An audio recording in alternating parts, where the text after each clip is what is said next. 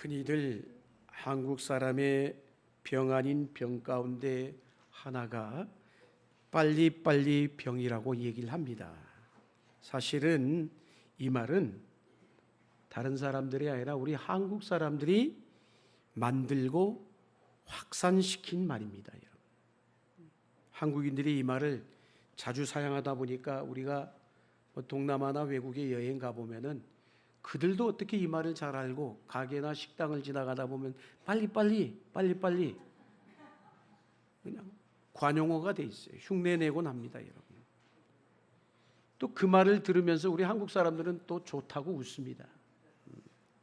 그런데 여러분, 정말 그게 웃을 일일까요? 생각해 보면 한국의 문화는 진짜로 빨리빨리의 문화일까요? 아닙니다, 여러분. 한 나라의 문화를 가장 정확하게 분명하게 보여주는 것 가운데 하나가 뭡니까? 음식이에요, 음식.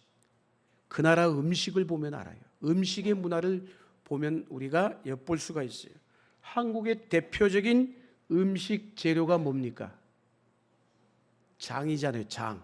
장 문화. 된장, 고추장, 간장. 어때요, 이게? 하나같이 오래 숙성돼서 발효되어야 제맛을 내는 음식이 이게 장이에요, 장. 그래서 장은 오래될수록 좋다고 얘기를 하죠, 여러분. 오래된 장으로 찌개를 끓이거나 탕을 만들면 말 그대로 찐맛이 되는 거예요. 이처럼 한국의 음식은 빨리 만들어지지 않습니다. 기다려야 됩니다. 오히려 빨리빨리라는 음식의 대표적인 예 가운데 하나가 뭐예요? 말 그대로 요즘 젊은이들 세대 패스트푸드예요. 패스트푸드라는 것이에요. 한식으로 여러분 정말 한정식, 진짜 한정식 잘하는 데 가서 식사를 해보면 적어도 30분 식사 시간이 넉넉하게는 1시간 정도 소요가 됩니다, 여러분. 그렇다면 거꾸로 햄버거는 얼마나 걸려요? 길어야 한 10분 정도. 요새는 차를 타고 드라이브 스루로 가가지고 차를 타고 가서 주문하고 조금 있으면 기다리면 나와요, 여러분. 그래서 햄버거와 콜라를 먹는 시간이 별로 걸리지 않습니다, 여러분. 그렇다고 미국 문화가 빨리빨리 문화일까요? 안 그래요, 여러분. 빨리빨리 하는 것도 있지만 갔다 오신 분들에 의하면 거기서 살았던 분들이 미국에서 살았던 한국인들의 얘기를 들어보면 때로는 분통이 터질 때도 있답니다. 얼마나 느린지. 여러분, 마찬가지로 우리 한국 사람들에게는 빨리빨리의 병이 있다고 지적할 만한 분도 있지만 그런 부분도 있겠지만 오래된 장맛의 문화를 가진 것도 틀림없는 사실이라는 것이에요.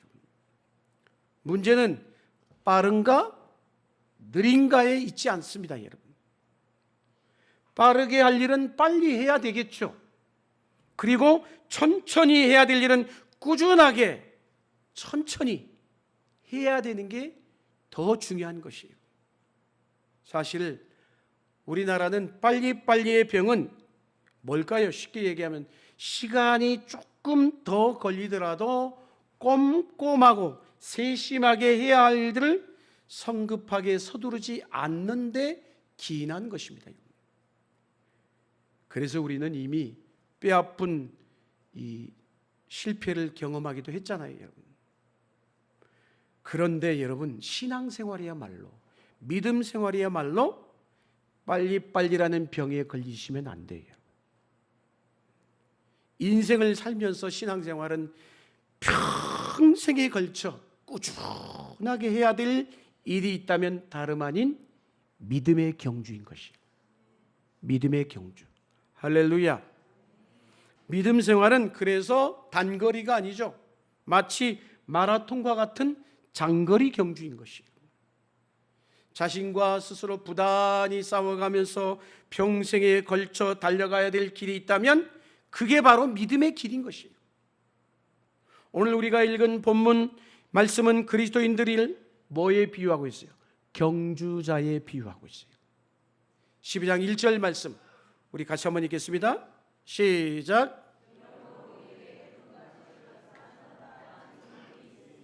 아멘. 여기에 이러므로라고 시작이 되는 이 접속사란, 이러므로라는 말은 뭐예요? 이 말씀이 새롭게 시작이 된다, 뚝 떨어져 있는 말씀이 아니라 앞에 11장이 무슨 장이라고 해요? 흔히 믿음장이라고는 11장과 연결되어 있는 말씀이라는 것이에요. 그러니까 히브리서 11장에 어떤 말씀이 나와요? 믿음의 수많은 선배들을 우리에게 소개하고 있죠. 예를 들면 아벨, 에녹, 노아, 아브라함, 모세, 기드온, 수많은 선지자들을 우리에게 소개합니다. 이 믿음의 선배들이 구름같이 허다한 증인들로 꽉 둘러싸였어. 경주를 시작하는 우리를 응원하고 있는 거예요. 응원하고 있는 거예요. 그 말씀인 것이에요. 여러분, 육상 경기장을 한번 떠올려 보십시오. 우리를 응원하는 선배들의 함성 소리가 들려요, 안 들려요? 안 들리시는구나. 들려야 되는데. 들려야 됩니다, 여러분. 아브라함, 모세, 에녹 이런 수많은 믿음의 선배들이 함성 소리와 함께 우리를 응원하고 있는 것이에요. 그래서 우리는 믿음의 경주에서 낙오되지 않고 끝까지 최선을 다해서 승리해야 되잖아요. 승리할 수 있기를 축복합니다. 그러려면 어떻게 해야 될까요? 오늘 본문인 히브리서 12장 1절에서 3절의 말씀이 믿음의 경주에서 승리할 수 있는 세 가지 중요한 원칙을 우리에게 소개해 주고 있습니다. 첫 번째 경주자의 원칙, 12장 1절 후반부가 말하고 있다시피 뭐라고 얘기합니까? 모든 무거운 것과 얽매이기 쉬운 죄를 뭐하고? 벗어버리고 라고 했어요. 따라합시다. 버리는 것. 버리는 것. 경주자가 세상에 양복을 입고 가방을 들고 뛸 수는 없잖아요. 미친놈이지 그건. 달리기를 하는 사람은 어떻게 해야 돼요? 가장 가벼운 의상을 입고 뛰어야 돼요.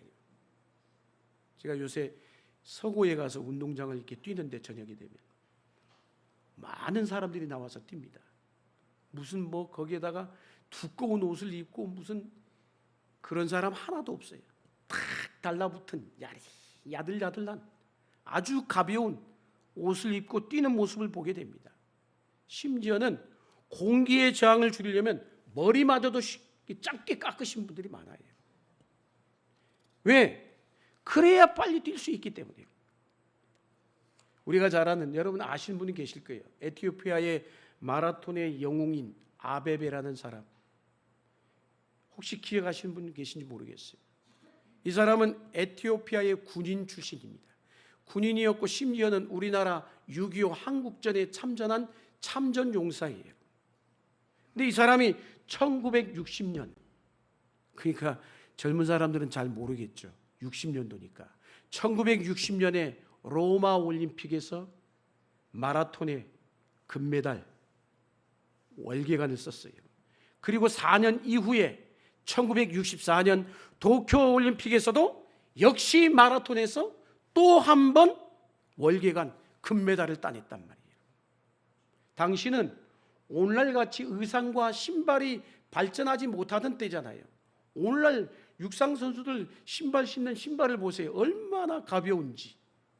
뭐 거의 새 깃털만큼 가볍다고 얘기하잖아요, 여러분.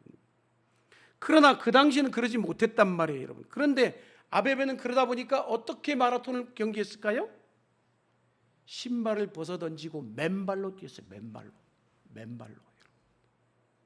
그래서 그의 별명이 맨발의 기관차라는 별명이 붙었어요, 여러분.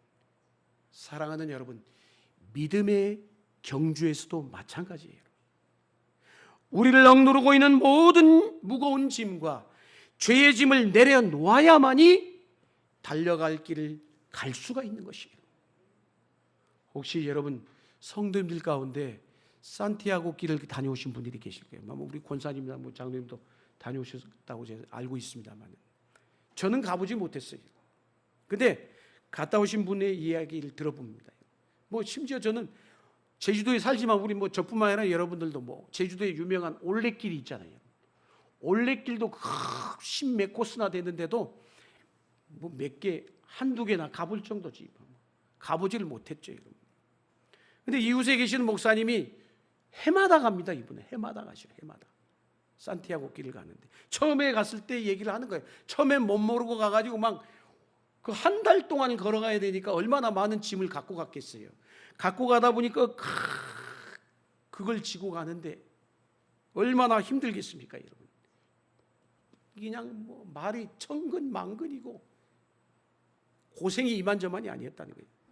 그래서 이분이 나중에 와서 야, 잘못했다는 생각이, 간단하게 가야 된다. 그래서 며칠 걷다 보니까 천근만근이다 보니까 나중에 사진 찍으려고 가지고 갔던 카메라마저도 그냥 던져버리고 싶은 심정이었다는 거예요.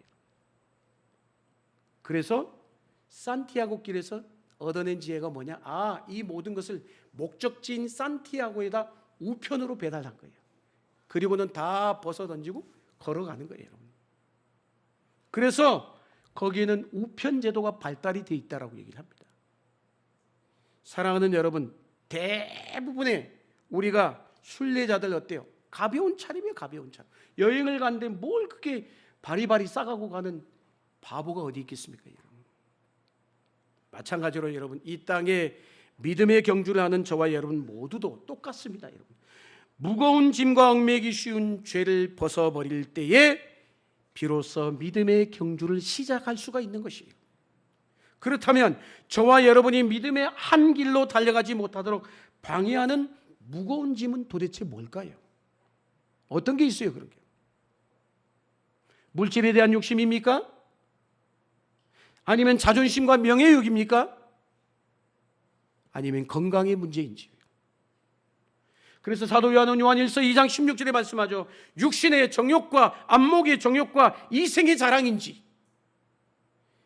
아직도 그걸 못 내려놓는지, 그것이 믿음의 경주함에 있어서 방해되는 짐들이라면 어때야 돼요? 무엇이든지 간에 버려야 돼요. 버려야 돼요. 내려놔야 되는 것이에요. 벗어 던져야 되는 것이에요. 그래서 우리 주님이 복음서에서 말씀이 있잖아요. 마태복음 11장에 뭐라고 합니까? 수고하고 무거운 짐진 자들아 다 내게로 오라라고 말씀하셨어요. 주님 앞에 우리의 짐을 내려놓을 때 가벼운 몸과 가벼운 마음으로 우리가 최선을 다해 경주할 수 있는 것 아니겠어요? 오늘 우리가 진정 믿음으로 살기를 원하신다면 우리가 지고 있는 무거운 짐, 얽매이기 쉬운 죄의 짐부터 내려놓아야 합니다. 사랑하는 성도 여러분, 그래서 단순한 삶이 영적인 신앙의 삶인 것이에요. 어떤 삶이? 단순한 삶이. 근데 우리가 살아가는 세상이 단순치가 못하죠. 얼마나 복잡합니까? 하루에도 한 주간 동안도 여러분 수 없는 것에 시달리며 살아왔을 거예요. 프랑스의 개혁교회 목회자이신 샤를 와그너라는 목사님이 계신데 이분이 쓴 책 가운데 아주 오래된 책 중에 하나예요. 단순한 삶이란 책이 있어요. 이 목사님이 이 책에서 이렇게 얘기를 합니다. 단순한 삶이란 그리스도인의 유일한 삶의 방식이다라고 했어요.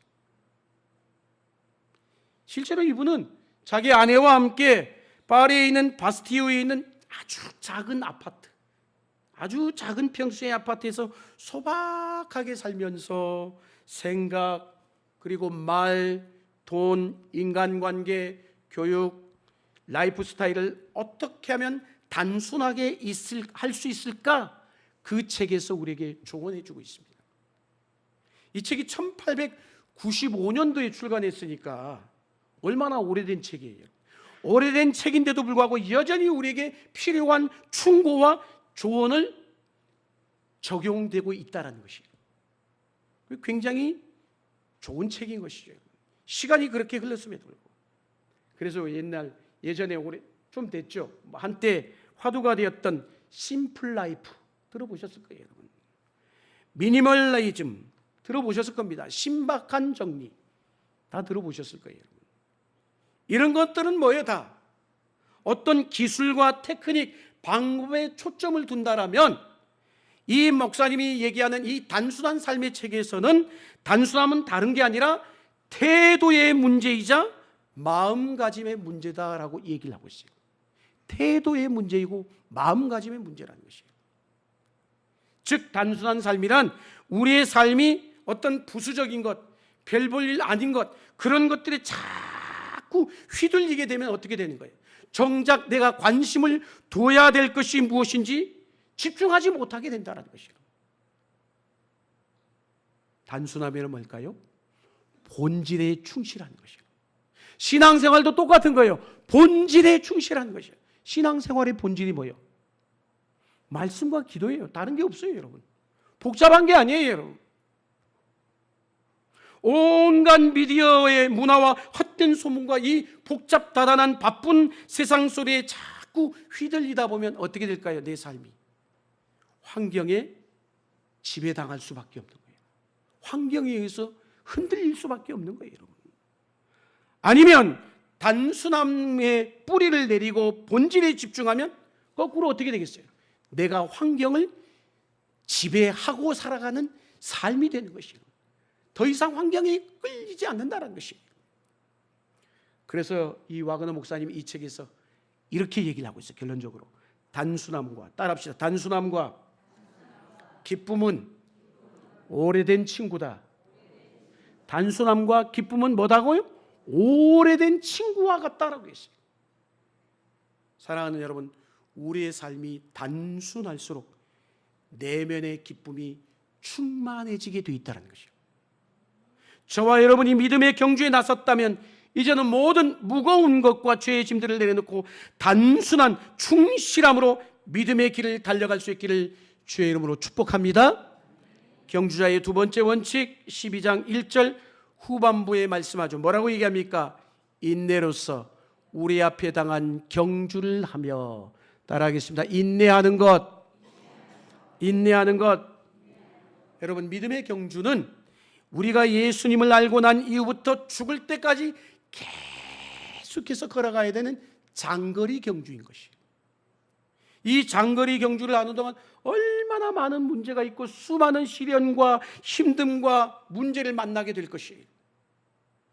그래서 필립 얀시의 목사님처럼 그분이 쓴 책 제목들이죠. 다 하나님 당신께 실망했습니다 라고 말할 때도 있을 수 있다는 거예요. 이 길을 가다 보면, 신앙의 길을 가다 보면, 여정을 가다 보면, 그런가 하면 예수 믿는 것, 이거 당장 그만둘까? 생각이 들지도 몰라요. 내가 이러면서까지 신앙생활을 해야 되나? 그런데 그때 우리에게 필요한 게 뭐라고요? 따라합시다. 인내라는 거예요. 인내라는 거예요.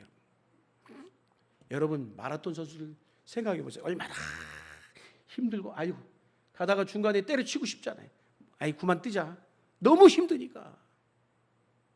그럼에도 불구하고 멈추지 않잖아요, 여러분. 참고 또 참고 또 참고 인내하죠, 여러분. 믿음의 경주도 그와 다르지 않다라는 것이에요. 하나님 없는 것만 같은 순간에도, 어쩌면 살 소망이 다 끊어졌다 생각하는 그 순간까지도 우리는 인내로서 내 앞에 당한 경주를 끝까지 해야 되는 것이에요. 할렐루야. 인내란 오래 참는 것을 말하는 것이잖아요. 초대교회 당시 그리스 철학자들은 참는 것을 뭐라고 했냐? 인내를 비겁한 약자의 변명이다 이렇게 표현했어요. 그러나 기독교의 가르침은 다릅니다, 여러분. 황금의 입이라고 불렸던 1세기 초에 설교에 탁월한 자였던 크리소스톰이 인내에 대해서 뭐라고 얘기하냐? 이렇게 얘기했어요. 사람들에게 그릇된 대우를 받고 잘못 취급받아 상처를 받았을 때 복수할 수 있는 힘이 얼마든지 있음에도 불구하고 이를 간과하는 힘, 이게 인내라고 얘기를 하고 있어요. 부당함을 참고 인내하는 힘이, 그게 바로 인내라는 것이에요.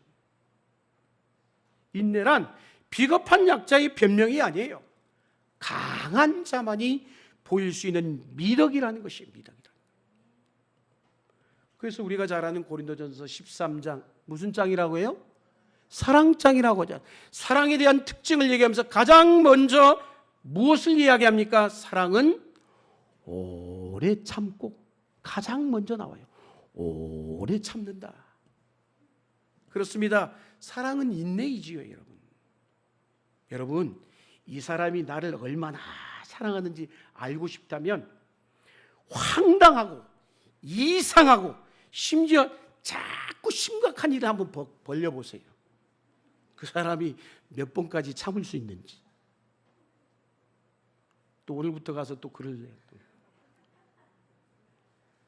아마 몇 번 참다가 폭발해 버릴 겁니다. 근데 바로 거기까지가 그 사람의 사랑의 크기인 것이에요. 사랑은 오래 참고 악한 것을 생각하지 않습니다. 네가 나한테 이렇게 했지 하고 마음에 악한 것을 꽁 하고 품으며 기억하지 않는다는 거예요. 여러분, 사람 관계 가운데 가장 힘든 게 꽁한 사람이요. 옆에 분에게 선포하십시오. 꽁하지 마세요. 꽁하지 말라고요. 하나님께서 저와 여러분에 대해 얼마나 오래 참으셨고 지금도 참고 계시다고 생각하시는지요. 사도 바울이 로마서 3장 25절에 이렇게 말씀하죠. 한번 읽겠습니다. 시작.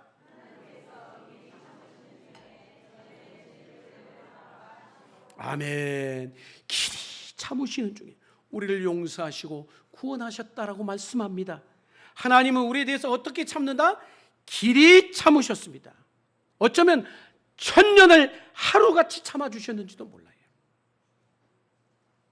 그리고 우리의 죄를 간과하셨어요. 할렐루야.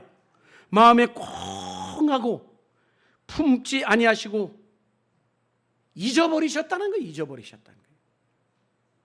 하나님의 이 같은 오래 참으시는 사랑, 간과하시는 사랑이 없었다면 과연 저와 여러분이 이 자리에 앉아 있을 수 있겠느냐라는 것이죠.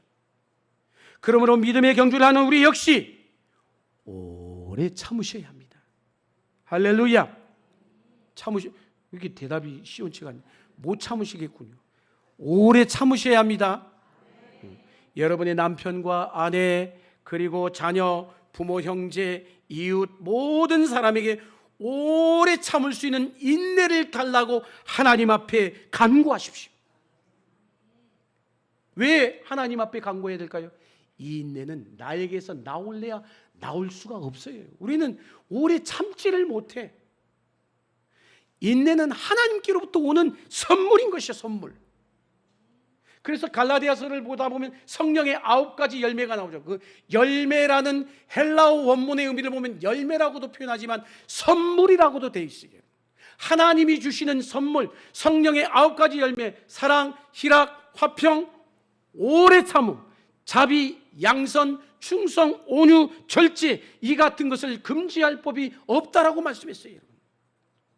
우리가 하나님의 은혜로 인내하는 신앙을 가질 때에 비로소 믿음의 경주를 완주할 수가 있는 것이에요.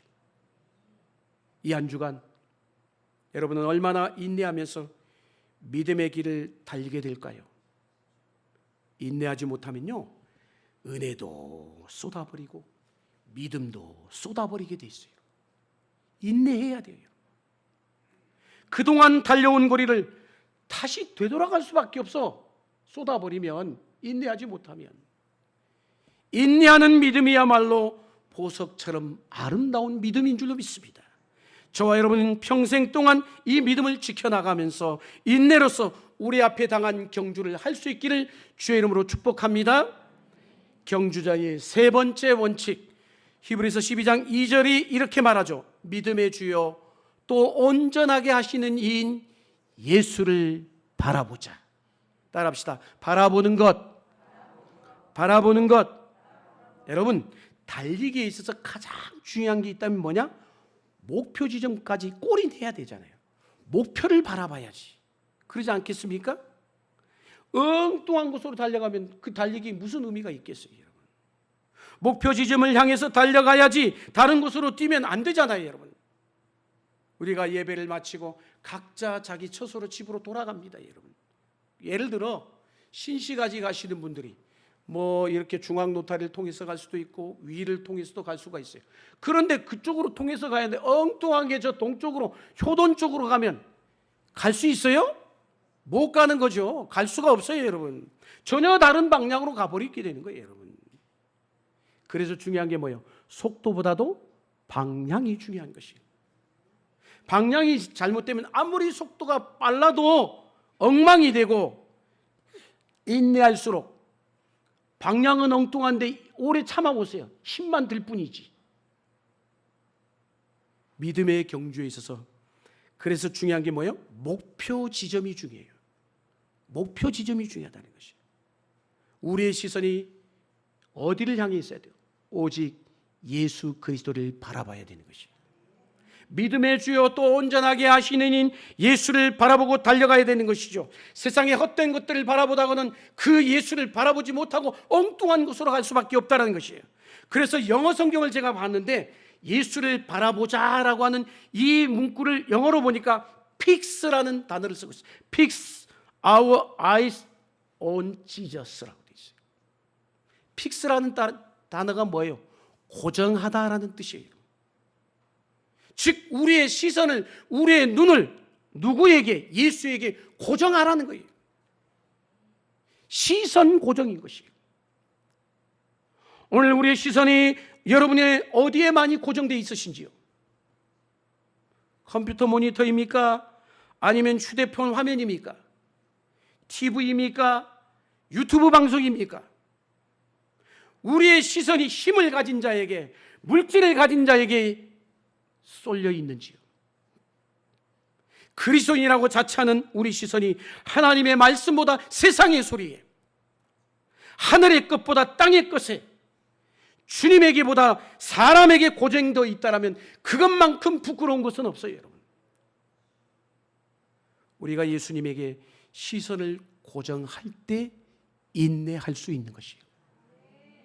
주님은 우리의 믿음의 근원이시고, 왜? 소망의 근본이시기 때문이죠. 오늘 본문 12장 2절 후반부의 말씀처럼 예수님께서 기쁨, 어떤 기쁨?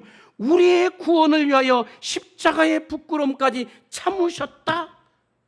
이 말씀을 하고 있어요. 이 말씀을 생각한다면 우리가 인내하지 못할 이유가 어디 있겠어요? 주님의 십자가를 생각할 때 우리는 믿음의 경주를 결코 게을리할 수가 없어요. 어렵고 힘들다고 해서 절망하거나 포기할 수 없다는 거예요, 여러분. 12장 3절의 말씀처럼 나를 위해 십자가의 고난까지 참으신 예수를 생각하라. 생각한다라면 피곤하다라고, 지치다고 낙심할 수 없다는 거예요.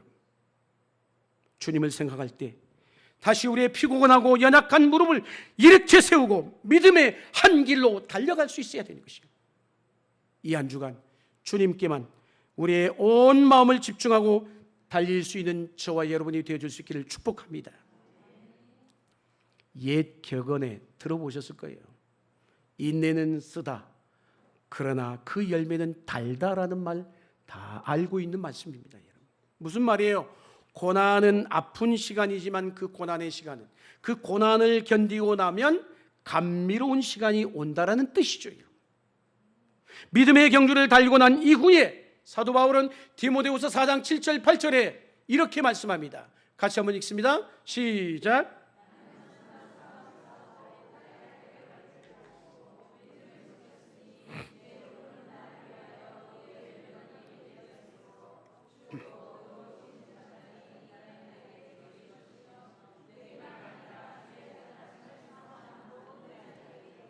아멘.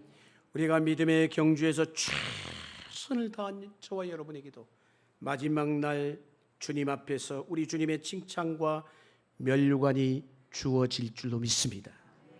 힘들고 지치죠, 여러분. 그럴 때마다, 어려울 때마다 구름같이 허당한 증인들이 오늘 우리 곁에서, 내 곁에서 응원하고 있는 모습을 떠올려 보시길 바랍니다. 아브라함, 이삭, 야곱, 모세, 다윗이 우리를 응원하고 있어요. 응원하고 있습니다. 구름같이 허다한 믿음의 선배들에게 더 이상 부끄럽지 않도록 특별히 우리 앞에서 우리를 멀리서 바라보며 미소 지으며 손짓하시는 주님 앞에 우리의 시선을 고정시킨다면 믿음의 경주가 어렵다고 힘들지라도 좌절하지 않을 수가 있는 것이에요. 우리에게 새 힘이 솟아날 것입니다. 사랑하는 성도 여러분, 모든 무거운 짐을 벗어버리고 믿음의 주여 또 온전하게 하시는 이인 예수 그리스도를 바라보면서 인내로서 믿음의 경주를 최선을 다하는 저와 여러분 되기를 원합니다. 남은 평생이 얼마나 될지 모르지만 우리의 남은 평생이 길지 짧을지 모르지요. 그렇지만 그 시간 동안 최선을 다하는 믿음의 경주자들이 다 되실 수 있기를 주의 이름으로 간절히 축원합니다. 기도하시겠습니다.